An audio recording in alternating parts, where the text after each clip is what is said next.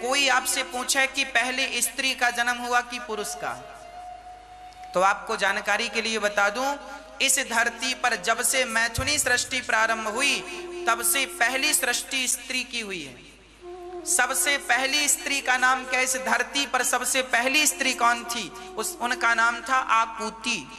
दूसरी स्त्री देवहूति, तीसरी स्त्री प्रसूति। आकुति, देवहूति, प्रसूति। इनके बाद 2 पुरुषों का जन्म हुआ, प्रियव्रत और उत्तानपाद। स्त्री इसीलिए जन्म से देवी मानी जाती है, इसीलिए स्त्री जन्म से पूज्य होती है। इसीलिए हम सभी को स्त्री का सम्मान करना चाहिए, स्त्री का आदर करना चाहिए। प्रिय भक्तों, श्री आकुति जी का विवाह रुचि प्रजापति से हुआ, जिनके यहाँ यज्ञ भगवान प्रकट हुए, जिनका विवाह दक्षिणा से हुआ। देवहूति का विवाह करदम जी, ये करदम जी ब्रह्मा जी के पुत्र हैं। करदम जी जंगल में तपस्या कर रहे थे, भगवान का चिंतन कर रहे थे। एक दिन भगवान ने कहा कि करदम जी, मनु जी अपनी बेटी को लेकर आएंगे, आप विवाह जरूर कर लीजिएगा। ठीक है, कर लेंगे, आपकी आज्ञा है। तो करदम जी बड़े भाव से भगवत चिंतन कर रहे थे और चिंतन कर ही रहे थे कि मनु जी अपनी बेटी को लेकर आए। करदम जी को प्रणाम किया, करदम जी ने बिठाया, स्वागत किया। मनु जी ने तुरंत अपनी बेटी का विवाह करदम जी से कर दिया और करदम जी को देकर अपनी बेटी मनु जी वहां से चले गए। अब करदम जी अपनी पत्नी से कह रहे हैं, जरा बैठो, हम भगवान का चिंतन कर लें। देखो, गृहस्थ जीवन सबसे अच्छा है, पर गृहस्थी की शुरुआत भोग से ना हो, गृहस्थी की शुरुआत भक्ति से हो। इसलिए हमारे सनातन धर्म में ये परंपरा रही है कि जब किसी लड़के का लड़की का विवाह होता है तो ससुराल में सबसे पहले लड़का लड़की को सत्यनारायण भगवान की कथा सुनवाई जाती है। आज ये परंपराएं लगभग खत्म सी हो रही हैं।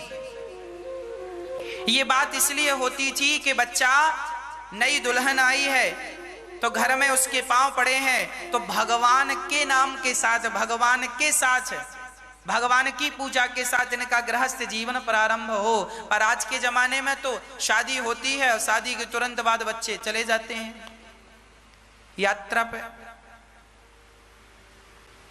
उनको भगवान से। इसीलिए आज की संतान, क्योंकि आप भगवान से नहीं जुड़ पाए, आपने अपने गृहस्थ जीवन की शुरुआत भगवान के चरणों से नहीं की, इसीलिए गृहस्थ जीवन का परिणाम, सच्ची गृहस्थी का फल क्या है? अरे गृहस्थी का फल है पुत्र। आपका जब गृहस्थ सदाचार से जुड़ेगा, भगवान से जुड़ेगा, तो आपका फल अच्छा होगा, संतान अच्छी होगी। और जब आपकी गृहस्थी गलत ढंग से शुरू होगी, भोग प्रधान बनोगे, तो आपकी संतान फिर कहां से योगी बनेगी और आपकी संतान कहां से आगे चल के स्वामी विवेकानंद बनेगी और कहां जाकर के तुम्हारी बेटी झांसी की रानी बनेगी, कहां तुम्हारी बेटी मीराबाई बनेगी।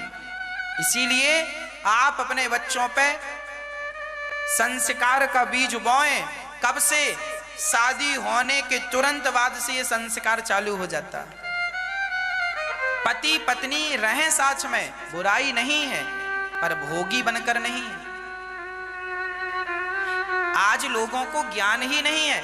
आज जिन लड़कों की, जो लड़के घोड़ी पर बैठ बैठ के शादी करने जा रहे हैं, दुल्हन लेने जा रहे हैं, इनसे पूछो कि शादी क्यों कर रहे हो, एक लड़का सही उत्तर नहीं देगा, हम शादी क्यों कर रहे हैं। बताओ, आप ही बता दो, चलो, शादी क्यों की आपने? शादी करने का उद्देश्य क्या था आपका? बताओ, क्या उद्देश्य था? आपने किस उद्देश्य से शादी की? भाई, हर काम के पीछे एक उद्देश्य होता है, एक सिद्धांत होता है। बताइए, आपने शादी की, क्या उद्देश्य था आपका? आप अपनी दुल्हन को लाएंगे, पत्नी को लाएंगे, उसको लाने का उद्देश्य क्या है, कारण क्या है? पूछा जाए आज घोड़ी पर चढ़े बच्चों से कि बेटा क्यों जा रहे हो दुल्हन लेने, उनके पास कोई कारण नहीं है, जा रहे हैं, पिता ने शादी सेट करी, हम जा रहे हैं, दुल्हन ले आएंगे। अरे भाई, पहले के लोग विवाह करते थे तो उस विवाह का भी एक अर्थ होता था। उस विवाह को इसलिए किया जाता था ताकि हम गृहस्थ में इसलिए आए, ताकि गृहस्थ जीवन में रहकर हम एक भगवान के भक्त को जन्म दें, हम माता पिता के द्वारा हमारी जो संतान होगी वो संतान देश का कल्याण करेगी। पहले के लोग विवाह इसलिए करते थे कि हमारे द्वारा एक ऐसी संतान हम देश को दें जिससे उनका कल्याण हो, वो अपना भी कल्याण करे, समूचे दुनिया का कल्याण। इसीलिए कहता हूं जननी जने तो भक्त जने, जननी जने तो भक्त जने, या दाता या सूर, या से तो बंध्या भली काहे गवावे नूर। आपका बेटा यदि आपकी सेवा करता है, आपकी सेवा करता है, आपका सम्मान करता है, तब तो आपका बेटा पैदा करना सफल हुआ। और आपका ही बेटा आपको लाठियों से मारता हो तो बताओ फिर आपका बेटा पैदा करना सार्थक हुआ क्या? इसलिए बेटा पैदा किया है कि कल तुम्हारे बसाए, इसलिए बेटा पैदा किया है ना। हम सभी लोग बच्चे इसलिए पैदा करते हैं कि बच्चे सेवा करें, माँ बाप की ही नहीं समाज की सेवा करें, देश की सेवा करें। बेटी हो तो झांसी की रानी जैसी बेटी हो, देश के लिए मर गई, लड़ते लड़ते मरने के पहले हजारों को मार डाला, दुश्मनों को। बेटी हो तो मीराबाई हो, बेटा हो तो विवेकानंद हो, तुलसीदास हो, बेटा हो तो सूरदास हो, कबीरदास हो, रैदास भक्त हो, बेटा हो तो भगवत प्रेमी हो, बेटा हो तो दानवीर हो, देना जानता हो, बेटा हो तो आंसू पहुंचने वाला हो। ये गीदड़ों को पैदा करके जनसंख्या बढ़ाने से क्या होगा? एक सज्जन बोले महाराज जी हमारे 8 बच्चे हैं, 8 औलाद है, पर 8 में एक भी गिलास भर पानी नहीं देता। तो ऐसे जनसंख्या बढ़ाने से क्या होगा? जंगल में गीदड़ बहुत होते हैं, पर गीदड़ों से शोभा नहीं होती जंगल की शोभा शेर से होती है। इसीलिए गीदड़ पैदा ना करो, पैदा ही करना है तो एक शेर बहुत है। 1000 गीदड़ होंगे तो भी वो जंगल के राजा नहीं कहलाए जाएंगे, और शेर एक होगा तो राजा ही कहलाएगा। इसीलिए गीदड़ों को नहीं शेरों को जन्म देना है। अर्थात ऐसी संतान जो अपना कल्याण करे, औरों का कल्याण करे, ऐसी संतान पैदा करना तुम गृहस्थियों की जिम्मेदारी है। यदि दे सको ऐसी संतान तो देना, नहीं तो गीदड़ तो ऑलरेडी हैं।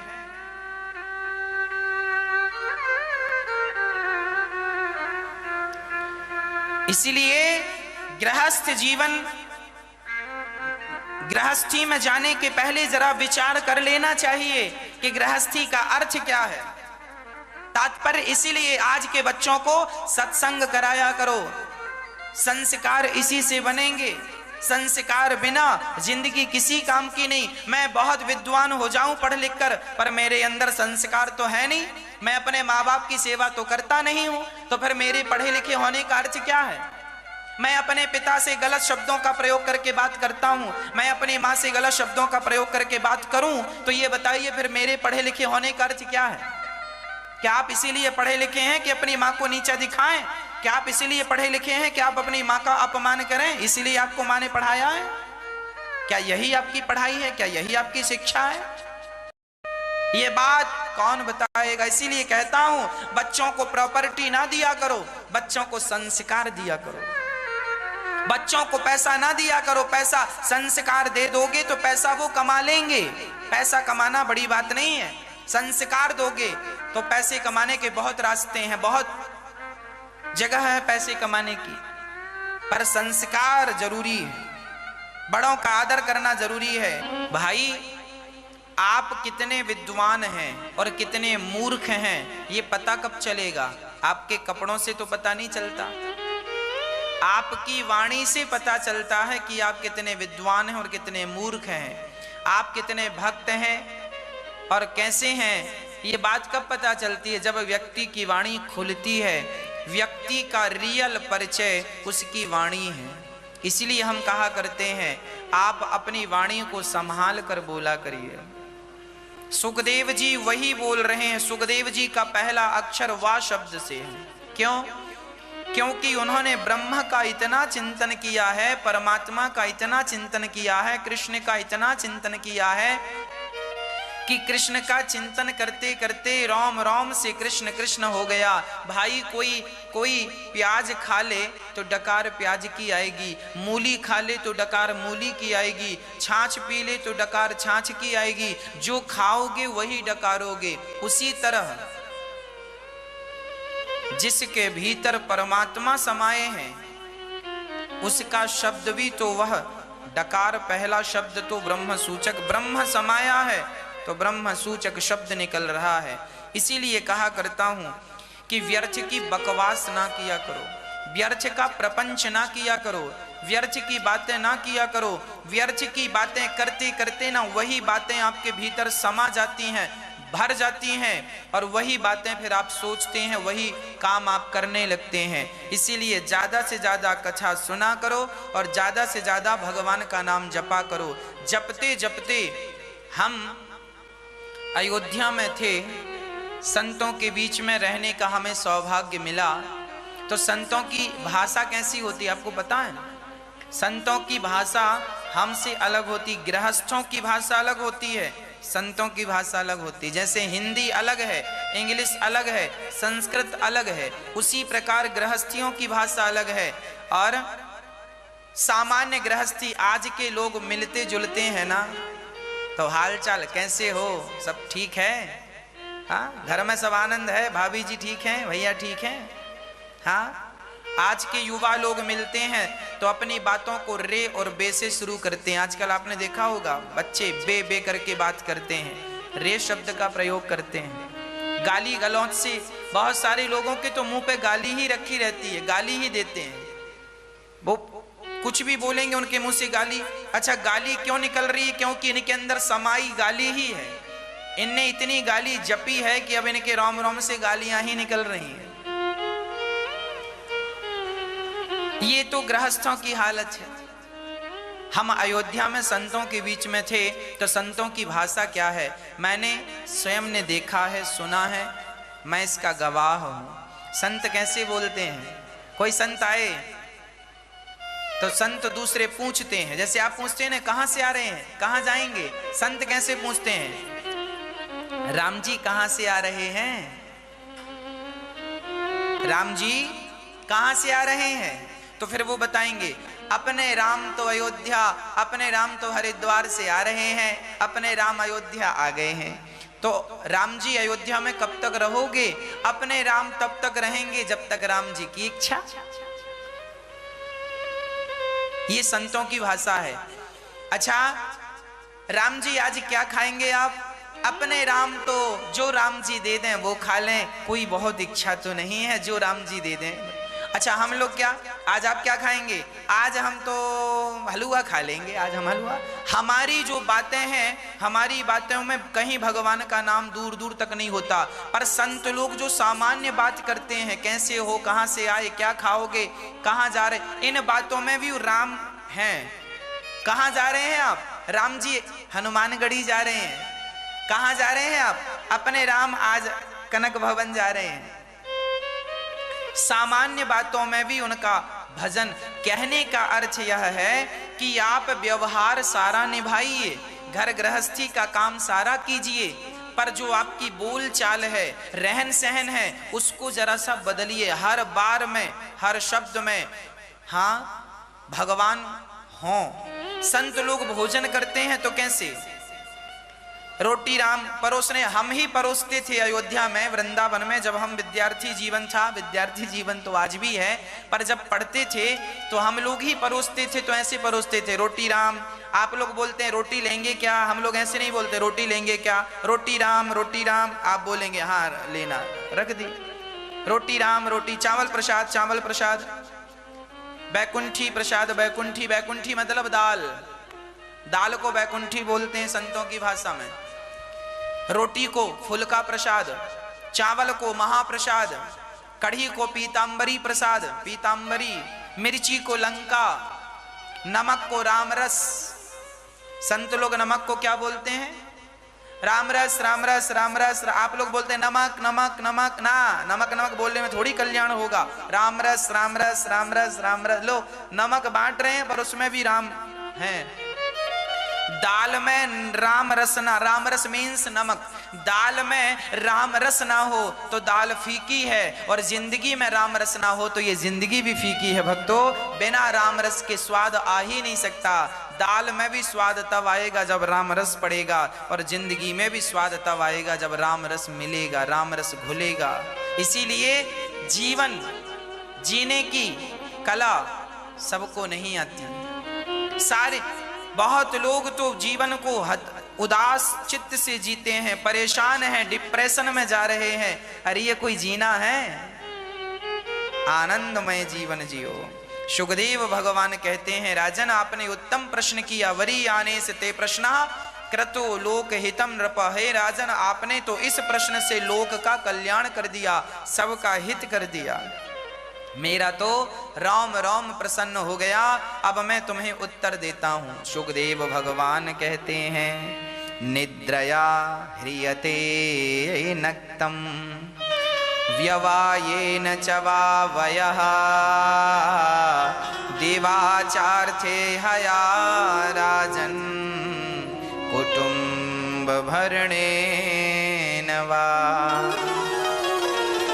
हमें कम से कम सोना चाहिए। निद्रया ह्रियते नक्तम।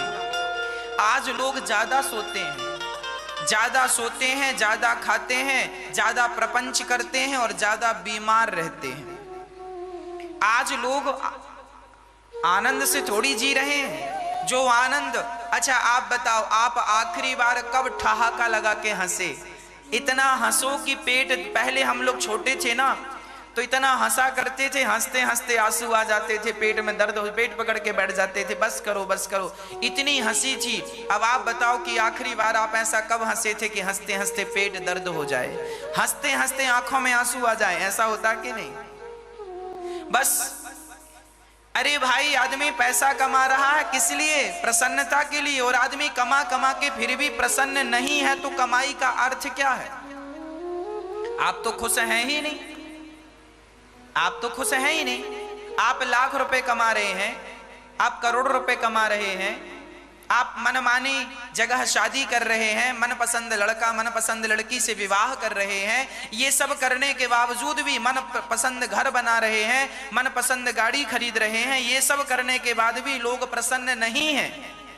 तो फिर ये सब करने का अर्थ क्या है? आप प्रसन्न नहीं हैं। और ये सारे काम हम लोग इसलिए करते हैं प्रसन्नता के लिए।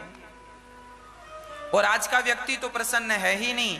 सुखदेव भगवान कहते हैं, राजन, जो व्यक्ति ज्यादा सोएगा, ज्यादा खाएगा, ज्यादा प्रपंच करेगा, बकवास करेगा, ऐसा व्यक्ति भला प्रसन्न कैसे रहेगा? प्रसन्न रहना है तो क्या करना पड़ेगा? प्रसन्नता बांटना पड़ेगी। जब आप दूसरों, एक बात बताऊं, इत्र की दुकान में जो व्यक्ति होता है, इत्र बेचने वाला, इत्र बेचने वाला कभी इत्र लगाता नहीं है। स्वयं बेचते बेचते ही उसके हाथों से, उसके शरीर से खुशबू आने लगती है। इत्र का व्यापार करेगा तो उसका शरीर तो अपने आप खुशबू से भर जाएगा कि नहीं? हाँ या ना? अपने आप खुशबू से भर जाएगा।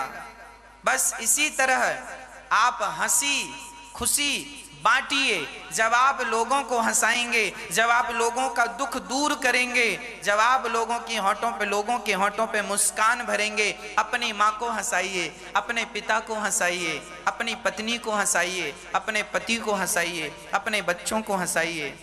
आपके घर में कोई जरूरतमंद आ जाए तो उसे हंसाकर, प्रसन्न करके, जो आपकी सामर्थ्यता है देकर उसे विदा करो। मतलब प्रसन्नता देने से प्रसन्नता बढ़ती है। और आज लोग प्रसन्नता दे ही नहीं रहे हैं। आज बेटा अपनी माँ को प्रसन्नता नहीं दे रहा है। बहुत सारे बच्चे ऐसे हैं जो अपनी माँ को प्रसन्न, आपने देखा होगा कितनी माँ ऐसी हैं जिनको बच्चों ने घर से निकाल दिया, माँ रो रही है। अब बताइए, क्या माँ को दुख देकर ये कभी प्रसन्न रह सकते हैं? चलो हम आपको रुलाएं, हम आपको रुला कर, हम आपको सता कर, क्या हम कभी प्रसन्न रह सकते हैं? हम अपने पड़ोसी के घर में पत्थर फेंक दें, हम अपने पड़ोसी के घर में कांटे फेंक दें, हम अपने पड़ोसियों को गाली दे दें, तो क्या गाली दे के हम प्रसन्न रह सकते हैं? अरे भाई सिंपल है, जो बोएंगे खेत में वही तो खेती होगी। चने बोएंगे तो फसल चने की। कहावत है कि पेड़ बोए बबूल का, स्वाम कहां से आए।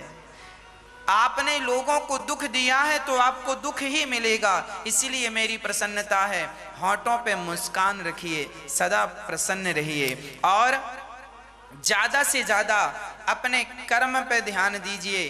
कर्म करते हुए भगवत चिंतन बना रहे। ज्यादा से ज्यादा पैसा कमाओ और ज्यादा से ज्यादा परमार्थ करो। ज्यादा पैसा कमाओ, ज्यादा दान पुण्य करो, ज्यादा सेवा करो, ईमानदारी से पैसा कमाओ। सुखदेव जी कहते हैं कम सोइए निद्रया हृते नक्तम व्यवायेन चावया दिवाचार थे हया राजन कुटुंब भरने नवा। आज व्यक्ति केवल अपने परिवार का पेट भरने में ही लगा है, हाय हाय करने में लगा।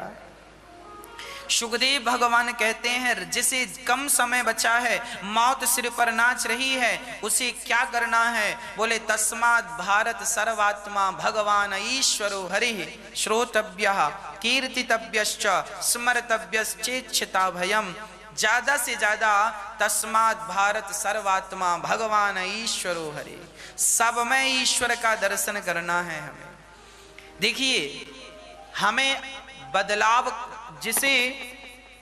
जिसके पास समय कम है उसे कम समय में ज्यादा आगे तक जाना है, उसके लिए उसको ज्यादा मेहनत करनी पड़ेगी, ज्यादा प्रयास करना पड़ेगा। आज मैं आपकी दृष्टि बदलने का प्रयास करूंगा। देखने का नजरिया क्या होना चाहिए। सुखदेव भगवान कहते हैं तस्मात् भारत सर्वात्मा भगवान ईश्वरो हरिः। कितनी बढ़िया बात है। अहम सर्वेषु भूतेषु भूतात्मा वस्थितः सदा। यही बात आगे चल के कपिल भगवान अपने माता देवहूति से कहेंगे कि मैं सब में स्थित हूं। सीय राम मैं सब जग जानी, करहूं प्रणाम जोरी जुग पानी। सब में सर्वम सर्वम खलविदम ब्रह्मा तत्वमसि सोहम। सब में ईश्वर है, सब जगह ईश्वर है। इस बात को कहना नहीं है, इस बात को महसूस करना है। इस बात को दूसरों को समझाना नहीं है, स्वयं समझना है। भगवान, अब मैं आपकी थोड़ी सी दृष्टि बदल दूं, देखने का जरा सा नजरिया बदल दूं। एक बेटे ने अपने पिता से कहा पिताजी हमें सब कुछ लाल लाल देखना है, अब सारा घर लाल कर दो, मम्मी को लाल कर दो, पापा आप भी लाल हो जाओ, भैया को लाल कर दो, बहन को लाल कर दो, पेड़ पौधों को लाल कर दो, आकाश को लाल कर दो, तालाब को लाल, सड़कों को लाल, पड़ोसियों को लाल। हमें लाल रंग पसंद है, सबको लाल कर दो। अब बताओ क्या ये संभव था कि सबको लाल कर दें? क्या सारे पानी को लाल किया जा सकता है? क्या सारे वृक्षों को लाल किया जा सकता है? क्या आकाश को लाल किया जा सकता है? क्या संभव था? पर बच्चा तो जिद करके बैठ गया, पिताजी हमें सब लाल लाल देखना है, दिखाओ। तो पिता बड़ा चतुर था, पिता ने लाल कलर का चश्मा उसकी आंखों में पहना दिया। और जब लाल चश्मा पहनाया तो अब वो जिसे देख रहा है सब लाल हो गया। संसार को बदलने की जरूरत नहीं है। उसके पिता ने पेड़ पौधों को नहीं बदला, नदी तालाब को नहीं बदला, उसकी आंखों में ही लाल चश्मा लगा दिया। जब लाल चश्मे से देखा जाएगा तो सब लाल दिखेगा, काले चश्मे से देखा जाएगा सब काला ही दिखेगा, हरे चश्मे से देखा जाएगा सब हरा दिखेगा। उसी प्रकार अपनी आंखों में जरा भक्ति और प्रेम का चश्मा लगा कर देखो, फिर तुम्हें कण कण में कृष्ण का दर्शन होगा, कण कण में श्री राधा रानी का दर्शन होगा, कण कण में प्रिया प्रियतम का दर्शन होगा, कण कण में लक्ष्मी नारायण का दर्शन होगा, कण कण में हमारे सीताराम नजर आएंगे। कब? जब ये भक्ति का चश्मा, जब ये कपट का चश्मा निकलेगा, जब ये अहंकार का चश्मा निकलेगा और प्रेम और भक्ति का चश्मा लगाकर यदि आंखों से देखा जाए तो हरि व्यापक सर्वत्र समाना, ईश्वर का ही दर्शन होना है, निश्चित है। प्रिय भक्तों, देखने का नजरिया गलत है लोगों का। अच्छा आप बताओ ये क्या है? ये क्या है बताओ, जोर से बोलो, क्या है ये? रुमाल। आप कह रहे हैं ये रुमाल है, और अच्छे से देखिए क्या है ये? ये रुमाल नहीं है। अब आप कहेंगे कपड़ा है ना? तो ये कपड़ा भी नहीं है, ना तो ये कपड़ा है ना तो ये रूमाल है, और देखो क्या है ये, और अच्छे से देखो फिर हम बताएंगे क्या है ये। ना तो ये कपड़ा है, ना तो ये रूमाल है। यदि मैं इसका एक एक धागा निकाल दूं तो क्या रूमाल और कपड़ा दो में से कोई एक चीज बचेगी? यदि मैं इसका एक एक धागा निकाल दूं, सारा धागा, तो क्या रूमाल और कपड़ा रह जाएगा? एक्चुअली ये केवल धागा है, पर धागे के इस आकार को हम रूमाल और कपड़े का नाम देते हैं। है ये धागा, पर व्यवहार दृष्टि से इसे रूमाल और कपड़ा भी कहते हैं। आप कह रहे हैं वो गलत नहीं है, पर जब गहरी दृष्टि से देखेंगे तो पता चलेगा कि ये धागा है, और गहराई में जाएंगे तो पता चलेगा कि धागा भी नहीं है। क्या है? धागा किससे बनता है?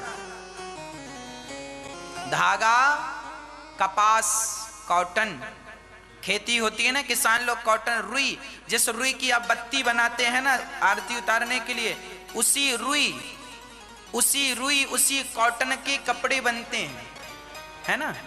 उसी रुई के धागे बनते हैं। पहले रुई होती, किसान क्या उगाता है? रुई बाजार में बेचता है, उसे कपड़ों के व्यापारी खरीदते हैं, उस रुई का पहले धागा बनाया जाता है।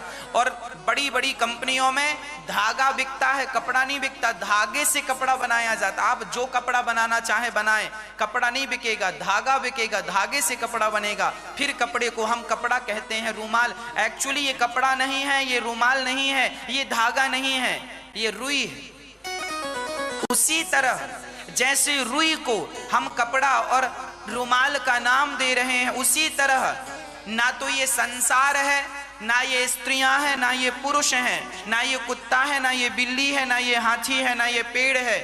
कौन है? हर रूप में जैसे धागा ही हर वस्त्र में समाया हुआ है। आपने जो पैंट पहना है वह भी धागा है, आपने जो शर्ट पहन रखी है वह भी धागा है, माताओं ने जो साड़ी पहन रखी है वह भी धागा है, हमने जो वस्त्र पहने यह भी धागा है। वस्त्रों के नाम अलग हो सकते हैं, आकार अलग हो सकते हैं, पर धागा सब में है। उसी तरह चाहे स्त्री को देखो, चाहे पुरुष को देखो, चाहे बंदर को देखो, चाहे पक्षी को देखो, सबके भीतर वही परमात्मा समाया है। जैसे हर कपड़े में धागा समाया है, ऐसे हर प्राणी में वह परमात्मा समाया है। उस परमात्मा के सिवाय इस सृष्टि में कुछ भी नहीं है। अच्छा, दूसरी बात समझते हैं। बताइए, घड़ा सत्य है या मिट्टी सत्य है? घड़ा सत्य है या मिट्टी सत्य है? आपसे मेरा सवाल है, जवाब दीजिए। क्या सत्य है? घड़ा है या मिट्टी है? बताओ, क्या है? क्या है भैया बताओ? घड़ा नहीं है। एक आकार को हम घड़ा नाम देते हैं, घड़ा सत्य नहीं है, क्योंकि घड़े में तो मिट्टी है। घड़ा नहीं रहेगा तब भी मिट्टी रहेगी, और घड़ा नहीं था तब भी मिट्टी थी, और घड़ा है तो भी घड़े में मिट्टी ही है। घड़ा बनने के पहले वो क्या थी? मिट्टी। घड़ा बनी तो क्या है? मिट्टी। और घड़ा नहीं रहेगा तो क्या बचेगी? हाँ, जैसे व्यवहार जगत में हम कहते हैं ये घड़ा है, हम कहते हैं ये घड़ा है, पर जरा गहराई से देखो तो पता चलेगा वो घड़ा नहीं, वो मिट्टी है। मिट्टी के एक आकार को व्यवहार जगत में नाम दिया गया घड़ा, उसकी पहचान बनाई गई, जबकि वो घड़ा नहीं है। जरा गहराई से देखो, आध्यात्म दृष्टि से देखो तो पता चलेगा वो घड़ा नहीं, वो केवल मिट्टी है। उसी प्रकार जैसे मिट्टी घड़ा बन गई और मिट्टी लोग भूलकर घड़ा नाम देते हैं, उसी प्रकार जैसे मिट्टी घड़ा बनी है, उसी प्रकार परमात्मा ही ये संसार बन करके हमें और आपको दिख रहे हैं। जैसे मिट्टी घड़ा बन गई, उसी प्रकार वह नारायण ही ये संसार बन गए। आप स्त्रियां, ये स्त्रियां नहीं हैं, भगवान ही स्त्रियों के रूप में दिख रहे हैं। ये पुरुष नहीं है, वह भगवान ही इन पुरुषों के रूप में दिख रहे हैं। आप कौन हैं? आप कृष्ण हैं। आप कौन हैं? आप राधा हैं। आप भगवान हैं। आप सब ईश्वर हैं। कण कण में वह परमात्मा है, परंतु अज्ञान का पर्दा पड़ने के कारण हमें परमात्मा नजर नहीं आता। हम कहते हैं ये स्त्री है, हम कहते हैं ये पुरुष है। क्यों कहते हैं? हमने व्यवहार बना लिया कि ये स्त्री है, ये पुरुष है, जबकि ये स्त्री पुरुष नहीं है। भाई अज्ञानी आदमी तो यही कहेगा ना कि ये घड़ा है, पर ज्ञानी आदमी तो कहेगा कि ये मिट्टी है। ज्ञानी तो यही कहेगा ना साहब ये मिट्टी है। अज्ञानी लोग कहेंगे कि ये स्त्री जा रही है, पर ज्ञानी जन कहेंगे ये कृष्ण जा रहे हैं। अज्ञानी लोग कहेंगे ये पुरुष जा रहा है, पर समझदार तत्व को जानने वाला कहेगा कि ये कृष्ण जा रहे हैं। सर्वम खलविदम ब्रह्मा, तुलसीदास जी ने कहा है सी राम मैं सब में राम है, ऐसी कोई वस्तु नहीं है। चलो एक तीसरा उदाहरण से समझते हैं। बताओ ये क्या है? बताओ ये क्या है? बताओ, जोर से बताओ क्या है? कुछ लोग कहते हैं ये अंगूठी है, कुछ लोग कहते हैं ये सोना है। जरा निर्णय करो ये क्या है, अंगूठी है कि सोना है? क्या है? ये अंगूठी नहीं है। अंगूठी तो के व्यवहार जगत में नाम दे दिया गया। गोलाकार है अंगूठी, हाथ में उंगली में पहनते हैं तो पहचान के लिए अंगूठी, जबकि सत्य यह है कि ये अंगूठी नहीं, ये सोना है। माताएं कान में बाले झुमके पहनती हैं, माथे पे बिंदिया, नाम झुमका है पर वो झुमका नहीं, वो सोना है। नाम बिंदिया है पर वो बिंदिया नहीं, वो सोना है। हाथ के कड़े, हाथ की चूड़ी, नाम चूड़ी है पर वो है सोना। बताओ उसमें सोने के सिवा क्या है? चूड़ी जैसा क्या है उसमें? एक गोल आकार को ही तो आप चूड़ी का नाम देते हैं। चूड़ी नाम तो आपने दिया है। जब सोना चूड़ी नहीं था तब भी वो सोना था, और आप चूड़ियों को जरा सोनी जी की भट्टी में डाल दीजिए, सोना पानी बन जाएगा, उसी सोने से दूसरा आकार तैयार हो जाएगा। तो उसी सोने से फिर झुमके बन जाएंगे, उसी से करधन बन जाएगी, बाजूबंद बन जाएंगे। उसी तरह जैसे सोने के आभूषणों के नाम अलग अलग हो सकते हैं, आभूषणों के आकार अलग अलग हो सकते हैं, पर सब में एक चीज कॉमन है, क्या? सोना। उसी प्रकार ये चींटी है, ये हाथी है, ये स्त्री है, ये पुरुष है। ये तो व्यवहार की दृष्टि में स्त्री पुरुष चींटी हाथी हैं, पर आध्यात्म दृष्टि तो यह कहती है कि सब में वही कृष्ण समाया है। देखने वाला अपना नजरिया बदले और सब में परमात्मा। इसीलिए हम कहा करते हैं अपनी माँ में भगवान को देखा करो, अपने पिता में भगवान को देखा करो, अपने गुरु में भगवान को देखा करो, अपने विप्र देवताओं में भगवान को देखा करो। धीरे धीरे अभ्यासेन तु कौन्तेय वैराग्येण च गृह्यते। अभ्यास करत करत अभ्यास के जड़मति होत सुजान, रसरी यावत जात है सिल पर पड़त निशान। एक बात बताओ, जब हम पहली बार स्कूल गए थे तो क्या हमसे काखा गाघा आता था? नहीं आता। ना लिखना आता था, ना बोलना आता था। मास्टर जी ने हमें उंगली पकड़कर लिखना भी सिखाया। हमने क्या किया? अभ्यास किया, लिखने का अभ्यास किया। तो हमसे का लिखना आया कि नहीं? अभ्यास किया तो आपसे पढ़ना आया।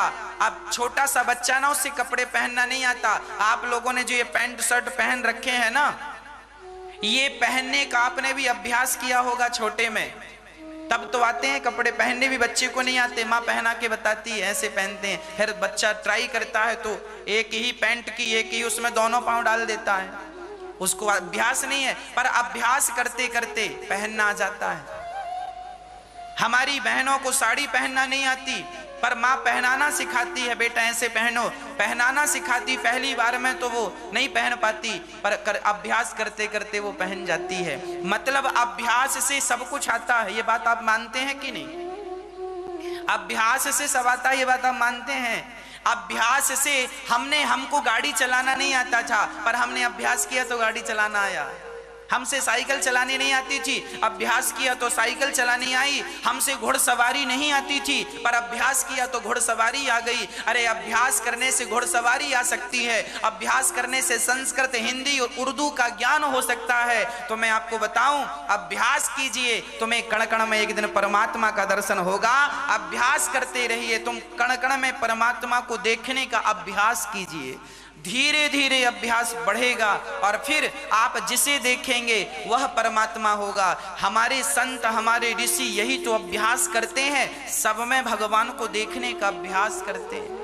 यही तो सुखदेव भगवान फर्स्ट में कह रहे हैं, तस्मात् भारत सर्वात्मा भगवान ईश्वरो हरि, सब में ईश्वर है।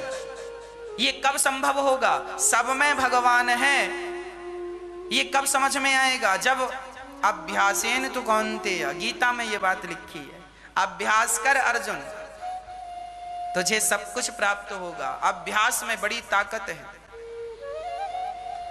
Nothing is impossible, everything is possible. क्या संभव है? इसीलिए अभ्यास करिए, सब में कृष्ण है, इस कृष्ण को देखने का अभ्यास कीजिए। अभी आप लोग ऊपरी का भाग देखते हैं, ये पुरुष है, ये स्त्री है, ना ऐसे ना देखा करो, यह कृष्ण है।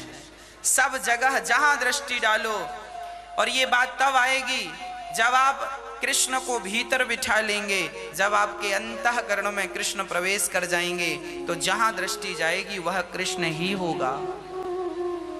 ये बड़ी गहरी चीजें हैं, काम की हैं। अभी से इन पे काम शुरू करिए, अभ्यास करिए। और श्रोतव्य, सब में भगवान है, ये बात कब पता चलेगी? जब कथाओं को सुनेंगे। इसीलिए ज्यादा से ज्यादा कथाओं को सुना करिए। श्रोतव्य, कथाएं ज्यादा सुनिए। कथाएं सुनने से क्या होगा? आपका अभ्यास बढ़ेगा, भक्ति बढ़ेगी, ज्ञान बढ़ेगा।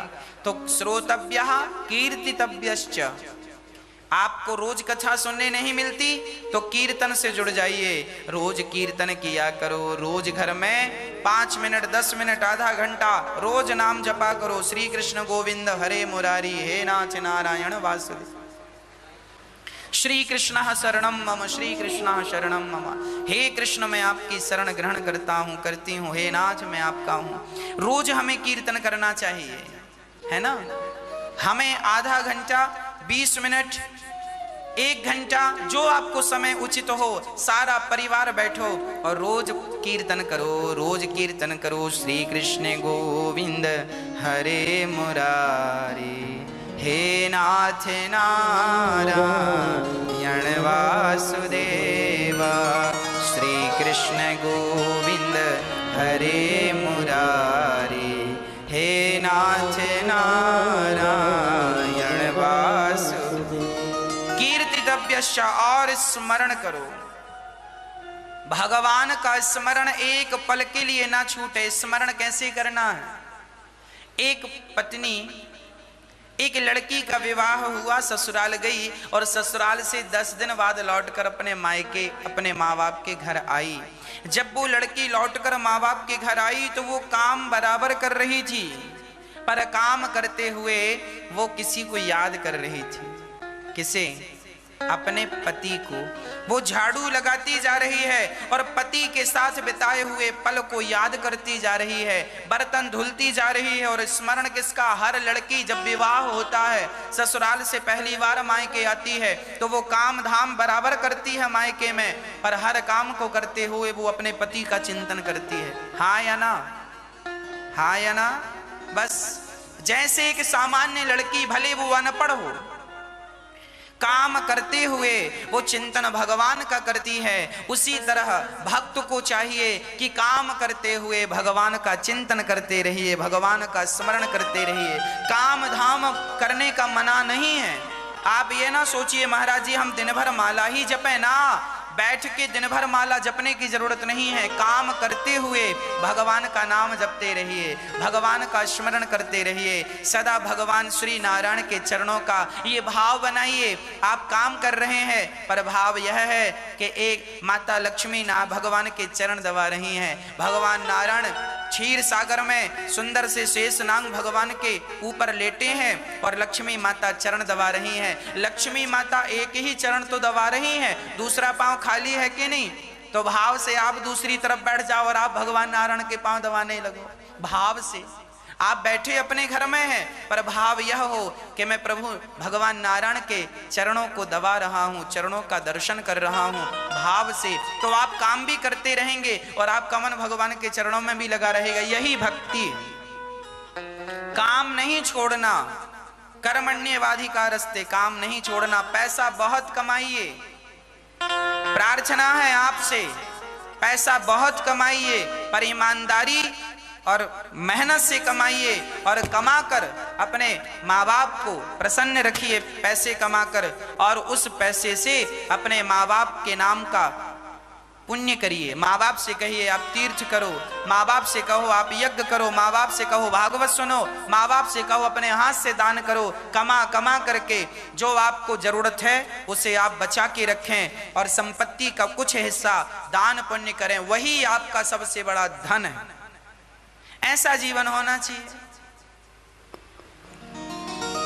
काम करते हुए काम करते रहो, नाम जपते रहो, मन से गोविंद गोपाल गाते चलो। ऐसे भगवान का स्मरण बनाए रखना है। जितासनो जितस्वा। राजा परीक्षित ने कहा प्रभु हमारा मन बड़ा अशांत है, क्या करें? सुखदेव भगवान ने कहा मन को वश में करना हो तो जितासनो जित श्वासो जित संगो जितेंद्रिय। आसन जीतो, प्राणायाम किया करो। आप लोग योग करते हैं कि नहीं?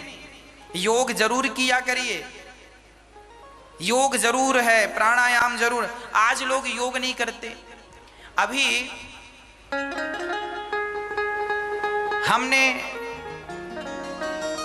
हम तो बचपन से योग करते हैं, बचपन से ही सारी आसन। हम शीर्षासन भी करते हैं, सिर के बल खड़ा होना, ये शीर्षासन है। हम शीर्षासन कर लेते हैं और नित्य करते हैं। नित्य हम शीर्षासन करते हैं, नित्य हम आधा घंटा योग करते हैं। नित्य हम शरीर को स्वस्थ रखना भी आपकी ही जिम्मेदारी है और यह भी पूजा है।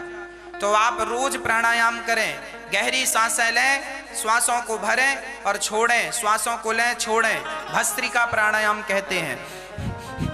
ऐसी गहरी सांस लें छोड़ें, सांस गहरी, सवेरे जल्दी उठो और छत में बैठकर, खुले में बैठकर बढ़िया सुंदर सी ऑक्सीजन लो और उसे भरो अपने फेफड़ों में और उसे छोड़ो। क्या होगा? लंग्स मजबूत हो जाएंगे, बीमारियों से लड़ने की क्षमता बढ़ेगी।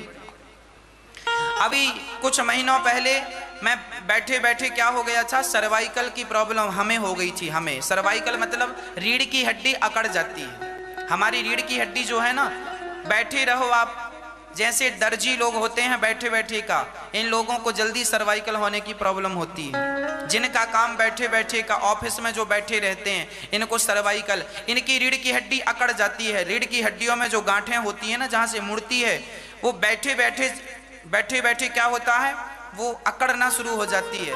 इसीलिए क्या होना चाहिए, जब मुझे थोड़ी सी प्रॉब्लम हुई ना, तो मैंने अपना योग और वो आसन बढ़ाई जिससे हमारी रीढ़ की हड्डी आगे पीछे होती। हम सूर्य नमस्कार आप जानते होंगे, सूर्य नमस्कार की 12 आसन होती हैं। हम उन आसनों को जरा बढ़ा दिए और हमने अपने दोनों हाथ पीछे ऐसे ले गए और पीछे से फिर पांव को स्पर्श किया। जमीन पर लेटकर हाथों के और पंजों के बल हम ऊपर अपनी पीठ को उठाए और इस आसन को करने से, नित्य करने से, अब तो मैं 10 बार 20 बार ये आसन कर लेता हूँ। उससे क्या होगा? उससे होगा ये कि हमारी जो सर्वाइकल की प्रॉब्लम, जो हमारी रीढ़ की हड्डी अकड़ जाती है, वो कभी नहीं अकड़ेगी। आपको कभी भी कमर में दर्द नहीं होगा, कभी भी आपकी गर्दन में दर्द नहीं होगा। कई लोगों को हम देखते हैं कि उनकी ये गर्दन यूं नहीं होती, पूरा यूं, ऐसे नहीं, गर्दन यूं जानी चाहिए, गर्दन यूं जानी चाहिए, गर्दन आगे। यदि आपकी गर्दन अकड़ गई है तो फिर पूरा शरीर इस तरफ देखना है, तो कुछ लोग ऐसे।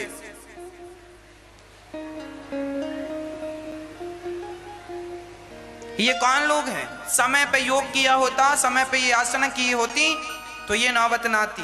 अकड़ गया शरीर। आपसे प्रार्थना है मेरी, जिनका अकड़ गया है वो भी सुने ध्यान से, आप भी योग जरूर करें। ये हम नहीं कह रहे हैं, इसमें लिखा है भागवत जी में, सुखदेव भगवान को आपके स्वास्थ्य की भी चिंता थी, इसीलिए उन्होंने ये बात कही, जितासनो जित श्वासो जित संगो जितेंद्रिय। आसन जीतिए, सारी आसन जितनी हो सके, आपको कोई बीमारी नहीं होनी चाहिए। आपकी रीढ़ की, आपका शरीर जिस तरफ आप मोड़ना, ऐसा शरीर होना चाहिए आपका। और ये तब पॉसिबल है जब आप रोज योग करें, भले 15 मिनट करें, सारी आसन भले 2-2 बार करें, पर करें। गहरी गहरी सांसें भरें। साइकिल चलाते हैं कि नहीं? साइकिल चलाया करें, ज्यादा से ज्यादा साइकिलिंग करनी चाहिए, ज्यादा से ज्यादा साइकिल चलाना चाहिए। आज लोग छोटी सी जगह जाते हैं, 2 व्हीलर से जाते हैं। अरे भाई साइकिल से जाओ, शरीर फिर कल जब बीमार पड़ोगे ना, तो फिर लाखों रुपए देते रहना डॉक्टर को। योग करेंगे तो निरोग रहेंगे। मैंने कितनी बीमारियों को योग के बल पे दूर किया है। आपको क्या लगता है हमें बीमारियां नहीं होती? होती हैं, आती हैं बीमारियां, पर हमें पता है कि बीमारी आएगी, उसके पहले हमें तैयार रहना है। बीमारी आएगी उसके पहले हमें रेडी रहना है। हमें ईश्वर ने जो ज्ञान दिया है उसका अमल करना है, उसके रास्ते पर चलना, तब कल्याण होगा। जितासनो, जिता प्राणायाम करिए, जित संगो अच्छे लोगों की संगत करिए, और जितेंद्रिया इंद्रियों को जीतिए, भोगी मत बनिए, योगी बनिए। शरीर भोगों में ना समाप्त हो जाए। सुखदेव भगवान कहते हैं, राजन जैसे भगवान की प्राप्ति करना हो, ये बात जो मैं कह रहा हूं ये गृहस्थों के लिए नहीं है, संतों के लिए है, पर आप लोग भी इसे समझें, इसमें आपके लिए भी कुछ बातें हैं। सुखदेव भगवान कह रहे हैं, सत्यां क्षितौ किं कसिपो प्रयासैर्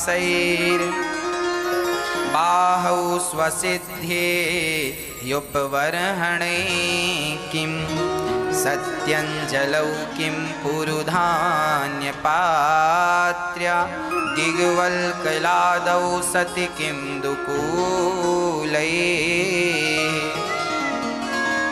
जब जमीन पर सोने से काम चल जाता है तो पलंग के लिए प्रयास करने की जरूरत नहीं है। इससे हमें यह सीखना चाहिए कि विधाता जितना दे रहे हैं हमें उतने में संतोष रखना चाहिए। हमारे पड़ोसी का घर बड़ा है तो रहने दो, हमारा छोटा है, हम छोटे में प्रसन्न रहें। आपका भी बड़ा घर हो जाए और आप प्रसन्न ही ना हो तो बड़े घर में भी रहने से क्या फायदा? प्रसन्न तो आप हैं नहीं। और आप छोटे घर में ही प्रसन्न हैं तो आप उस अमीर आदमी से ज्यादा अच्छे हैं, क्योंकि आप प्रसन्न रह लेते हैं। वो बड़े लोग जरूरी थोड़ी हैं कि प्रसन्न रहें। हाँ, बड़े लोगों को बड़ी टेंशन होती है। जब इन हाथों को तकिया बनाकर रखें, आप लोग तकिया रखते हैं कि नहीं? हाँ जी, पर हमारे संत लोग तकिया नहीं रखते, जमी पर लेट जाते हैं, सिराने हाथ रखते हैं। हम तो अपना तकिया बिस्तर हमेशा साथ रखते हैं। उनका तो आकाश ही उनका चादर है और पृथ्वी माता ही उनका बिस्तर है। कहीं भी लेट जाते हैं, कहीं भी सो जाते हैं। आप मखमल के गद्दों में सोते हैं साहब, संत तो फुटपाथ पर सो जाते हैं और आपसे अच्छी नींद आती है उन्हें। क्यों?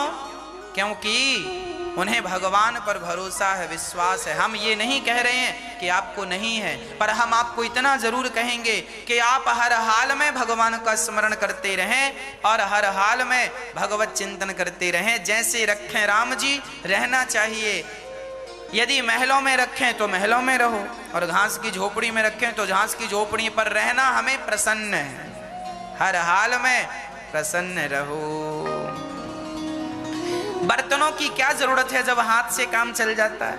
हाथ को ही पात्र समझकर खा लेना, यही पात्र है।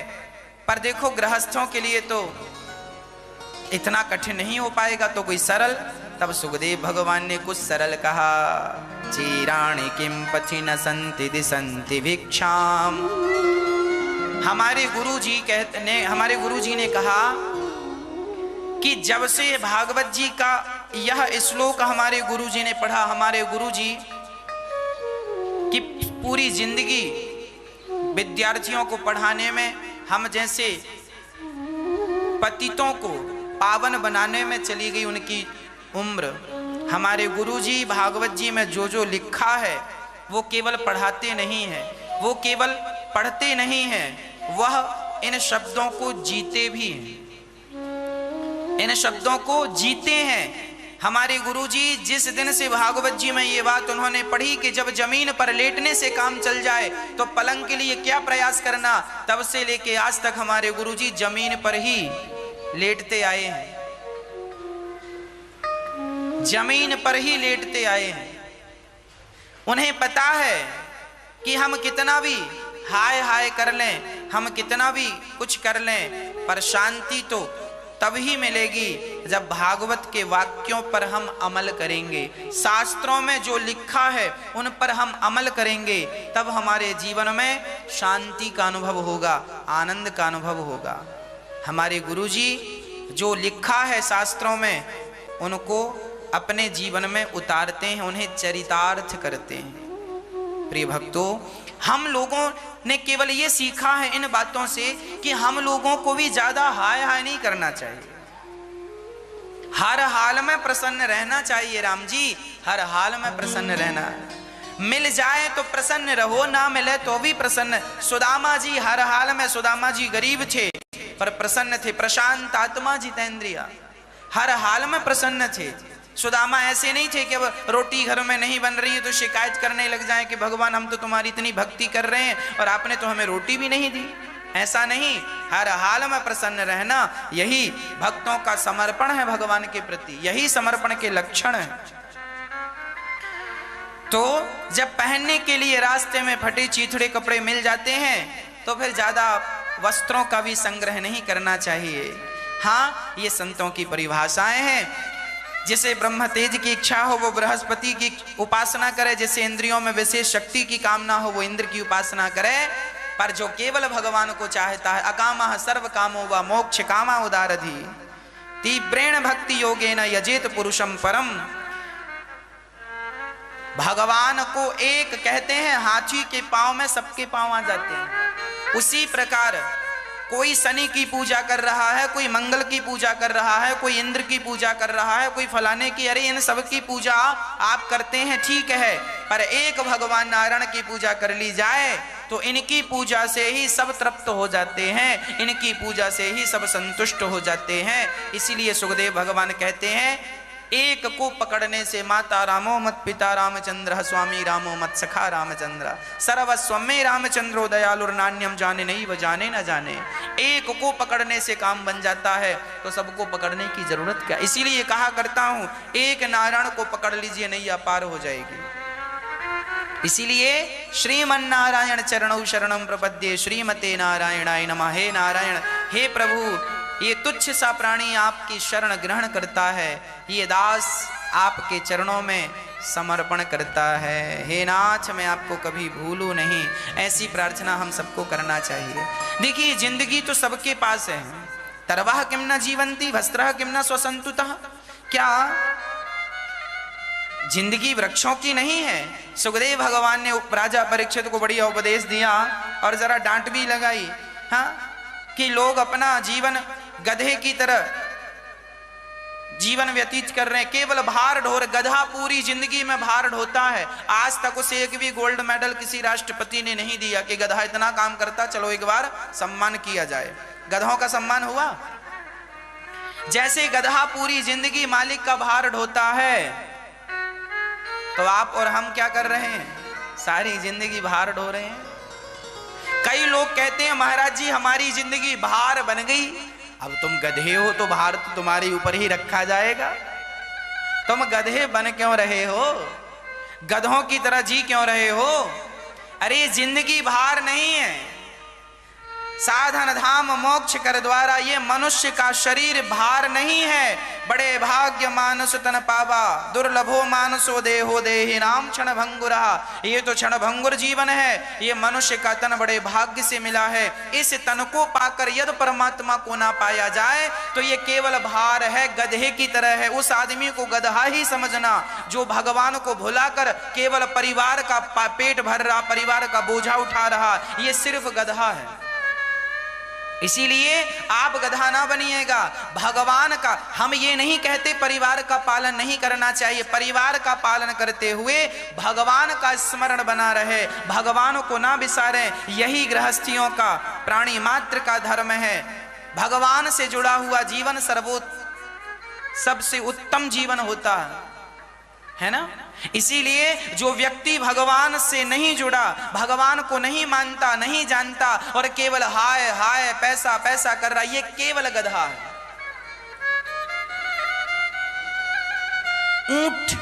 ऊंट कौन है? जो व्यक्ति सत्संग नहीं करता, जो व्यक्ति कभी ये जाना नहीं कि मनुष्य का तन क्यों मिला है, उसे जरा संपत्ति मिल गई तो अकड़ करके चलने लगा, यूं यूं चलता। कई लोगों को आपने देखा होगा, थोड़ा सा धन मिल जाए तो अकड़ करके चलते हैं। ये ऊंट लोग हैं। ऊंट भी अपनी गर्दन उठा के चलता, वो नीचे देखते ही नहीं कि क्या है। अच्छा, ऊंट को भी तब पता चलता है जब वो किसी पहाड़ के नीचे आता, तब उसको लगता है मेरे भी पिताजी हैं।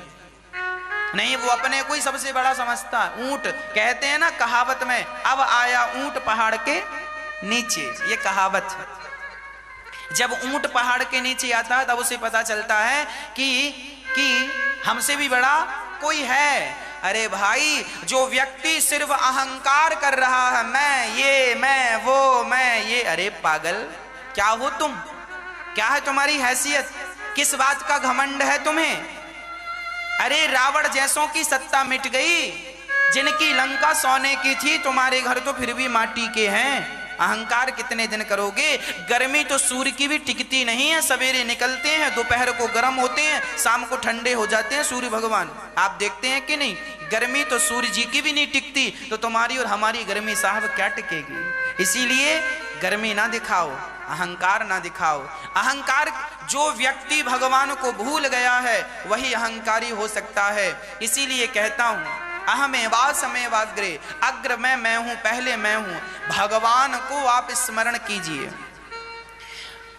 मैं नहीं, कर्ता कौन है? जो व्यक्ति अपने आप को कर्ता मानता है उसे अहंकार आता है। जब ब्रह्मा जी उत्पन्न हुए भगवान नारायण की नाभि से, तो ब्रह्मा जी ने कहा प्रभु मुझे क्या करना है? भगवान ने कहा सृष्टि करो। तपस्या के बाद ब्रह्मा जी ने कहा मैं यदि सृष्टि करूंगा तो मुझे अहंकार आ जाएगा, तो ऐसी पहले हमें बूटी दो कि हमें अहंकार ना आए। नहीं तो आज आदमी को 1 लाख 2 लाख मिल जाए तो अहंकार आ जाता है। 1 लाख 2 लाख मिल जाए तो आदमी सीधा नहीं चलता, ऐसे ऐसे चलता है, ऐसे छाती दिखा दिखा के।